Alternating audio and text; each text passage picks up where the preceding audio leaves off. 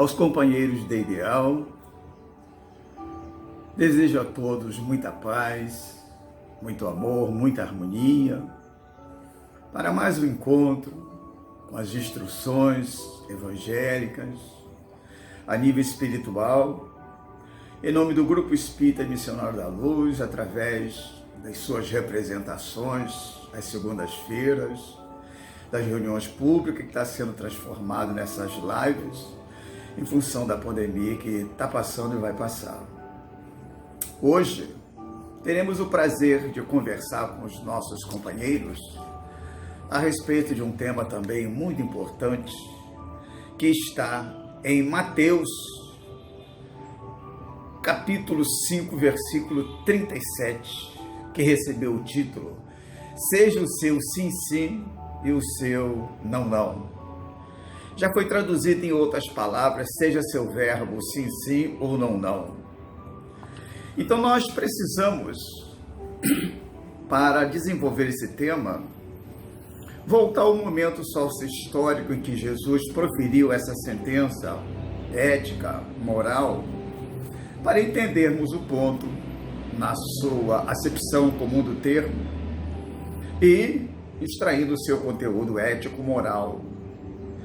No momento em que Jesus proferiu essa sentença, seja o seu sim, sim e o seu não, não, no capítulo anterior, capítulo 5, 13, Jesus estava falando e se referindo que os discípulos são o sal da terra e a luz do mundo.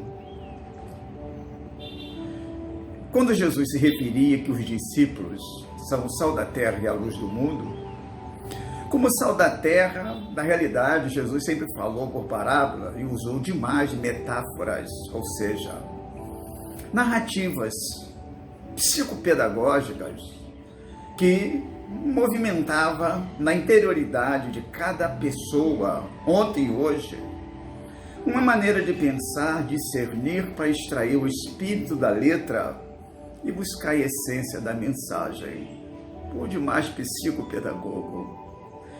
Então, nessa mensagem que os discípulos são o sal da terra e a luz do mundo, Jesus está se referindo que, como sal da terra, o básico seria para o cristão, ou qualquer ser independente de ser cristão, na vida, no cotidiano, no processo de interrelacionamento, saber dosar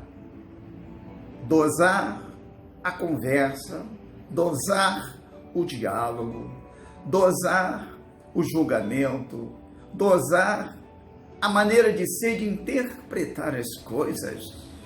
E na troca de experiência, dosar a capacidade de entender o nível intelecto-moral daqueles que comungam conosco em termos de troca, experiência a nível social. Bem pensado na finalidade do sal, né? Até mesmo na cozinha, você pode tirar profundos conhecimentos dentro dessa recomendação do nosso Mestre Jesus, que o discípulo é o sal da terra e a luz do mundo. Uma cozinheira que colocar sal em excesso na comida, provavelmente ninguém terá prazer de saborear essa comida, e principalmente quem tiver problema de hipertensão vai sofrer demais. Então é preciso dosar, nem pouco sal, nem muito sal. É esse ponto que Jesus chama a atenção de cada um de nós na atualidade, chamou para os discípulos lá atrás, para que na transição, na troca de experiência dos valores éticos, morais, que eles seriam continuadores, e nós somos continuadores da Boa Nova hoje, a dosagem. Porque muitas das vezes tem companheiros que não respeitam a mentalidade, o nível intelecto-moral das criaturas, e desce discernimentos e mais discernimento, querendo que a pessoa que está na nossa convivência, que não esposa os mesmos princípios que esposamos, ético, moral, religioso, entenda tudo de uma vez, fazendo narrativas prolixas, extremamente cheia de verbosidade, sinônimos, para demonstrar erudição, e, no entanto, a pessoa acaba não entendendo nada. Então, essa dosagem de passar mensagem, respeitando o nível intelectual, moral de cada um daqueles que nós pretendemos proliferar a ideia básica do Cristo, é de extrema importância. É a dosagem, é o sal da terra. Quando se refere que os discípulos também é a luz do mundo, Jesus está simplesmente nos recomendando a necessidade de nos aperfeiçoarmos com os valores éticos, morais, alimentar a nossa alma, que é o ser principal, o corpo é transitório, de valores, de virtudes, porque isso é extremamente influenciador para tocar qualquer pessoa que se aproxime de nós, baseado também na premissa de que as palavras convencem, só o exemplo arrasta. Então, a luz do mundo, segundo Jesus, é estar na razão direta da aquisição dos conhecimentos básicos e passar esses conhecimentos básicos. Não adianta nada sermos grandes pesquisadores, ler a maioria das obras literárias, religiosas, etc., ter hiperconhecimento nessa ou naquela área, e isso fica restrito somente para nós num processo de egoísmo, de individualismo, pois à medida que ensinamos e passamos os conhecimentos, estamos aprendendo cada vez mais. Sem contar que estamos desenvolvendo dentro de cada um de nós a virtude das virtudes, a humildade.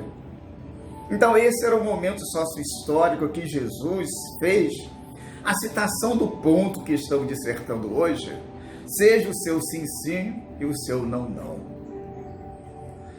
É bem verdade que no trânsito da vida, tanto ontem para os discípulos como hoje, quem quiser testificar a verdade, quem quiser experienciar e testemunhar as verdades colhidas, naturalmente, provavelmente, vai enfrentar opositores.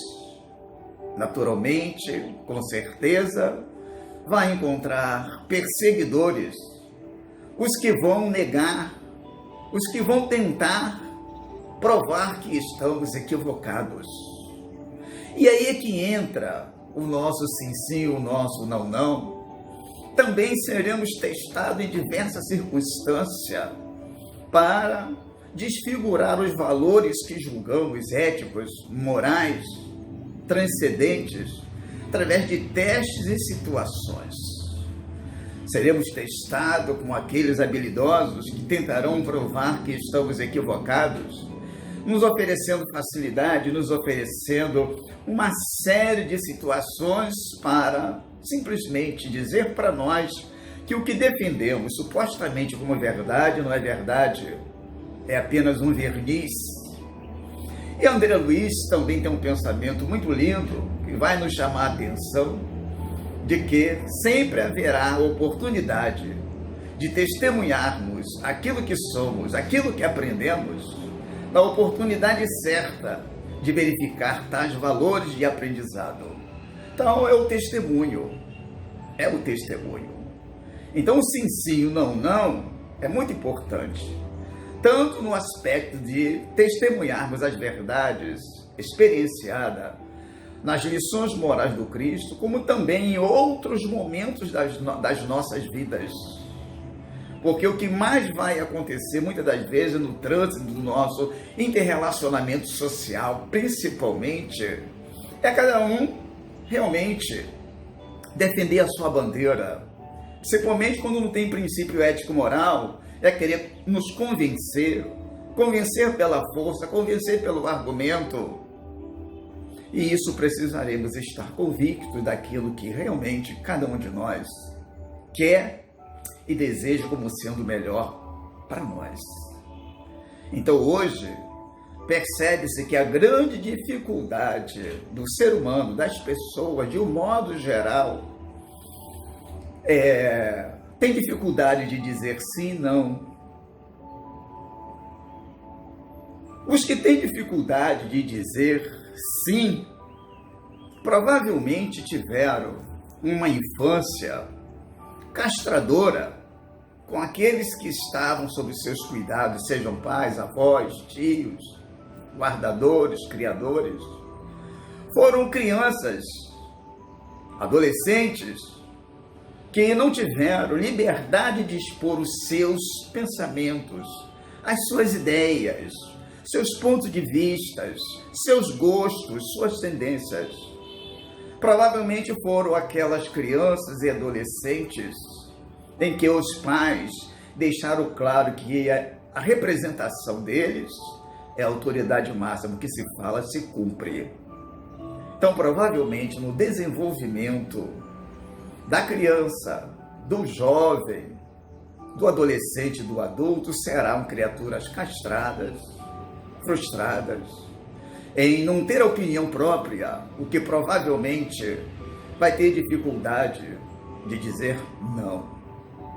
Serão eternas pessoas dependentes do outro, em que teme a opinião do outro em virtude da internalização da imagem dos pais que foram castradores e não deram liberdade, expansão de ter as suas próprias atitudes. E é lamentável esse processo psicológico nas pessoas, porque na realidade serão pessoas sempre submissas, com extrema dependência afetiva do outro. A sua realização, a sua felicidade será sempre apostando no que o outro sabe, pode falar, realizar, dizer por si mesmo. Esse é um dos grandes entraves com a vertente da psicologia, que vamos perceber as pessoas que têm dificuldade de dizer não para as outras pessoas ou para essa ou aquela situação que lhe é oferecida como posicionamento. Haverá também aquelas que terão e têm dificuldade de dizer sim. É justamente o inverso. Foram crianças, adolescentes criados com uma supervalorização, em que os pais deixaram claro que são os filhos melhores, muitas das vezes pelas notas que tiram. Foram aquelas crianças e jovens e adolescentes em que tiveram plena liberdade de expressão sem limites, acreditando seres eles, os super-heróis, capazes de autossuficiência e não depender de ninguém. Provavelmente tais crianças e adolescentes, por conta dos pais, por conta da falta de uma educação de base, baseada nas emoções, vão desenvolver o narcisismo, o egocentrismo, e aí na relação, tais jovens, tais adolescentes, tais adultos vão acreditar que são capazes, provavelmente vão ter dificuldades de aceitar opiniões, de trocar opiniões, porque a verdade, na realidade, pensam eles, estar com eles. E isso pode muito bem multiplicar um transtorno de personalidade chamado controlador ou controladora. São pessoas que fazem questão de dizer para outra que a verdade está consigo. São pessoas capazes, com base nesse transtorno de controlar, que pode deixar que eu sei, pode deixar que eu resolvo, não se preocupa, vai por mim que você vai se dar bem. Em muitos casos de relacionamento, vai se perceber que quando o outro tenta se posicionar ou tenta se nivelar, o controlador, que não sabe dizer não, vai arrumar sempre uma estratégia para provar para o outro que está sobre a sua dependência, que o que fala, o que pensa, muito bem, mas para mim não tem valor. E sempre acrescenta algo representativo que possa abafar ou substituir aquilo que o outro desejaria expor. Provavelmente esse tipo de relação, tanto para a amizade quanto para o lado afetivo, amoroso, passa a ser, com o tempo, para o que se submete, que não sabe dizer não, um sofrimento psíquico muito grande, e que provavelmente duas coisas poderão acontecer. Não romper para sofrer para o resto da vida, ou romper para ensinar o controlador que não sabe dizer não, que ele não é esse todo-poderoso ou essa toda-poderosa. Então, companheiros, essa mensagem do nosso Mestre Jesus, que anotou Mateus no capítulo 5, versículo 37, seja o seu sim, sim, o seu não, não, não serve só para a gente viver a mensagem evangélica, serve, conforme a interface da psicologia, trazer para os nossos dia a dias, como referência de autenticação da nossa personalidade. Tá certo que não vamos protestar tudo, tá certo que não vamos aceitar tudo, mas é preciso criar balança, como Jesus disse, que somos o sal da terra, a dosagem e a luz do mundo. Então o equilíbrio, seja o seu sim, sim, o seu não, não, está na razão direta de exercitarmos o móvel de criaturas ponderadas, o móvel de criaturas sensatas e, de preferência, diante de toda e qualquer proposta, avaliar se isso é bom para mim, a nível ético, a nível moral, a nível social, e ter coragem, se a proposta não é lícita, não faz bem a cada um de nós, por que dizer não, explicar por que não? Que muitas das vezes o não seco não justifica, e o outro insiste, muitas das vezes, a querer nos convencer. Em todo não e todo sim merece um esclarecimento. Com a insistência de outro em querer nos convencer, seja na fé, seja em qualquer questão da vida, termos certeza desse sim, desse não, dizendo claramente, justificando claramente o porquê da nossa posição. Aí vocês podem estar pensando, mas Luiz Maurício, tem pessoas que é insistente, que vai a toda prova querer nos convencer e chega ao ponto de teimosia. Eu chego ao ponto de dizer aos meus amigos e companheiros que estão assistindo essa live, que só existe teimosia quando dois ignorantes se cruzam. Eu vou repetir, só existe teimosia quando dois ignorantes se cruzam. Uma pessoa de bom senso, que tem clareza do seu sim e do seu não, não teima. E se o outro insiste na teimosia, é muito claro dizer, amigo, amiga, olha só, estamos chegando num ponto que não está dando para chegar a uma conclusão. Então eu quero dizer para você que, como você pensa, eu respeito perfeitamente, porém não concordo porque eu tenho meu ponto de vista e gostaria de ser respeitado. Então a gente encerra aqui a linha de argumentação, a linha de diálogo, para não perder a essência do nosso relacionamento, que eu considero muito importante e muito valioso. Você fica com o seu pensamento, que eu acho justo você pensar da forma como você pensa, como individualidade que você é, mas também gostaria que você pensasse um pouco em respeitar também meu ponto de vista. Então isso é muito importante, porque a toda hora, a todo instante, nós vamos ter que testemunhar, principalmente no campo da honestidade e da desonestidade. É essa hora que precisamos estar alinhados interiormente, através do autoconhecimento, para saber distinguir o certo e do errado, e para poder decidir o sim e o não. Para concluir o nosso trabalho, o nosso Mestre Jesus, ainda para esse tema, é o nosso grande modelo. Interessante que o sim e o não usado pelo nosso Mestre Jesus foi através de um processo psicopedagógico. Se não vejamos quando apresentaram a mulher pega em adultério e que queria vê-lo em contradição, trouxeram a mulher e disseram para Jesus, mestre, segundo a lei de Moisés, essa mulher foi pega em adultério e deve ser apedrejada. E tu que dizes? Momento delicado. Jesus, com toda a sabedoria, com toda a lucidez, simplesmente disse, se alguém dentre vós não tiver pecado, atire a primeira pedra. Pela primeira vez, Jesus consegue fazer aquela turba enfurecida fazer uma meditação. uma reflexão, olhar para as suas interioridades. E eles perceberam silenciosamente que tinham mais pecado do que ela. Faziam, escondido, a mesma coisa que ela fazia. E foram saindo um de cada vez. E a mulher não foi apedrejada. E ela pergunta ao mestre: mestre, eles se foram, e tu não vais me condenar?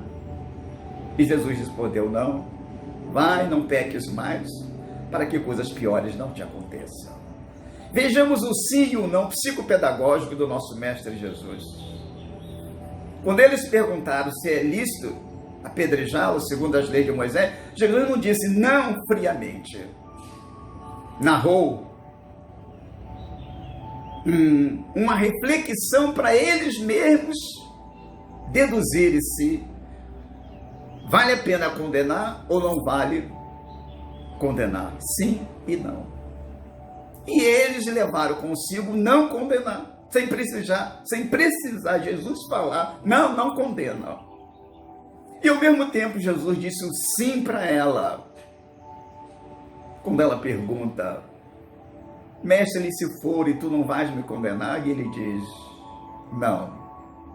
Esse não, na realidade, é representativo do sim, quando ele acrescenta: vai, não peque mais, para que coisas mais graves não te aconteçam. A oportunidade de recomeçar, sem condenar quem quer que seja, porque todos nós estamos sujeitos a quedas e fracassos. Então é muito importante guardarmos esses exemplos do Cristo, dizer sim, dizer não, dentro de um aspecto psicopedagógico, porque estaremos ensinando aqueles que estão sempre em contato conosco, a nível, muitas das vezes, de ignorância, querendo nos convencer, nos dominar, para pensar, para refletir com a sua insistência, com a sua ignorância de querer convencer a toda prova.